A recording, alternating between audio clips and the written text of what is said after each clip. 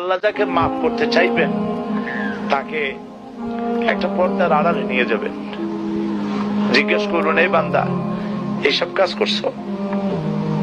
এখন আল্লাহ জিজ্ঞেস করতেছেন, সে তো ভয়তে অস্থির হয়ে যাবে, কেন্দ্রে পাগল হয়ে যাবে, আল্লাহ করিবেন আমার মাফ করে দাও। আল্লাহ পাক তার জবানে সমস্ত পাপের কথা শুনে সে যখন অনুতপ্ত হয়ে কাঁদতে থাকবে, আল্লাহ বলবেন, যা মাফ করে দিলাম, জান্নাতে চলে যা। এইটা হচ্ছে হিসাবে ইয়াসির। আল্লাহুম্মা হাসিবনি হিসাবান ইয়াসিরা।